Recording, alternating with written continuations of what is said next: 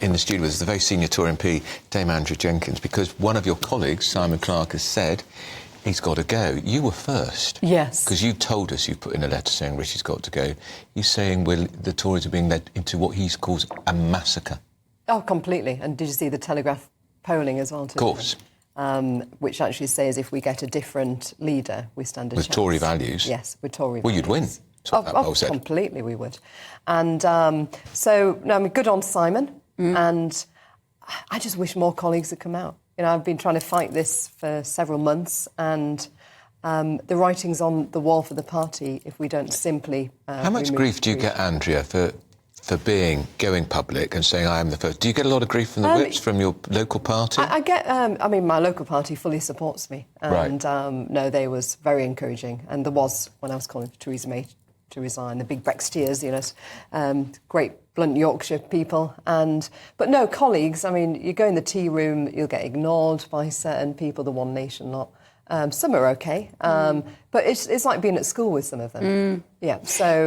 But that doesn't bother me, My friends are outside politics. And just to explain that, because I was chatting to an MP about this yesterday, and he was saying, this isn't a time to be divided. We need to come together as a party. People don't vote for a divided party. And I said to him, people aren't going to vote for you anyway. So, and I don't think this idea of, we are one Westminster team, that is not relevant if you live in Bury. Completely. And do you know what I think is different this time? In 2017, when the Groundhog Day of Theresa May years, people was a bit more tribal about parties, but I don't think they are now. Look what's happening across Europe.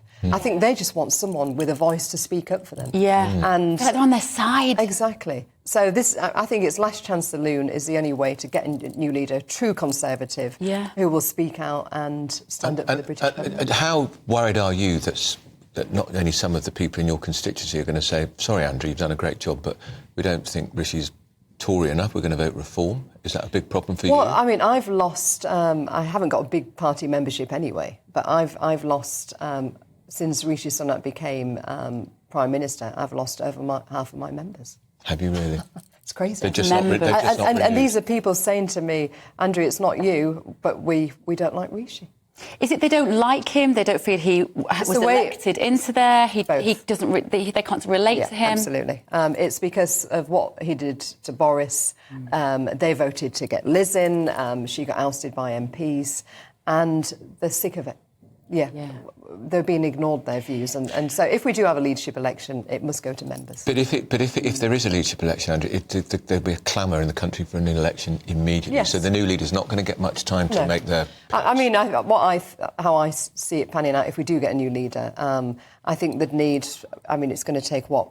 You could probably get a new leader in 6 to 8 weeks, couldn't you? Sort that through the parliamentary party. And then I think they'd have to have a couple of months, 2 to 3 months bedding in, and then it'd have to go to an election. Local elections could be the trigger? It could be, yes. But this idea that and I know I've heard you say this lots of times, Andrew, you understand this topic in much more detail than I do, but when you say they would have to go to an election. Yeah. Well, they wouldn't have to in terms of the Constitution, in terms of the law. They wouldn't have to. No, but there'd be a clamour. The opposition would be pushing for it, but to me... But I feel like Rishi Sunak said no to everything the public wanted him to do anyway. Just say no, No, this is what I'm saying, though. So, no. I think what's focused in MPs' minds now is we are in the election year.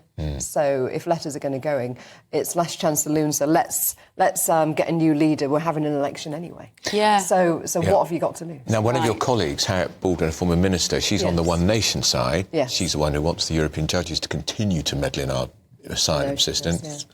Heaven help us. She says the rules should be changed to make it more difficult to oust a leader. Oh, that's ridiculous. How come they wasn't saying that when it was Boris or Liz?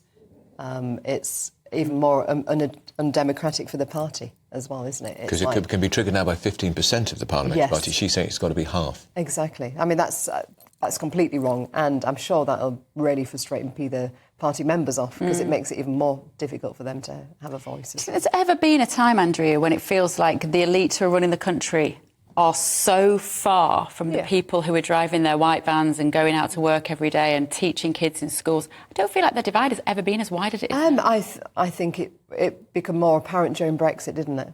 And lockdowns. And I remember because I was the MP coordinator for Vote Leave over the whole of Yorkshire, and people coming up to me and saying, I've never voted in my life. I feel I've finally got a voice, something I believe in. And I think, unfortunately, you know, Boris did amazing at capturing that, and we've let that go. They just haven't delivered. They haven't delivered on it. The disappointment, it's palpable out there. Also, I mean, look how Kemi's not ripped up all the red tape that we wanted as well. There was going to be a bonfire of EU rules, and they're keeping until 2026. What's the point? Oh, exactly. And the net zero stuff, let's just dump the net zero stuff. Well, he's done a bit, but not enough. And mentioning Kemi Badenoch's name, actually, is she one of the people that you think would be in the front line? I think she'd be in the front line, but I think she's there to Rishi. If you look at her voting record, she votes for net zero.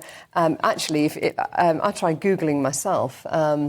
It seems, even though she was on the London Assembly and a councillor, there's nothing there, very little there prior to that about what she said about Brexit or anything. Right. So, you know, I'd actually rather have Rishi than Kemi. So that says a lot. That's interesting. So if you could, who else would you have there if it wasn't Rishi? Well, I mean, it's got to be a true Conservative, but the right's got to unite. You know, we've got Jacob, we've got Priti, we've got Suella, three decent, you know, people there. But what I'd like to see is us get behind one of them, because we ain't got enough. Probably only a third of us are the centre-right Conservatives in the parliamentary party. So if we're not careful, we'll get 2 One Nation to Rishi on the ballot, and that is a problem. We've got to unite behind one.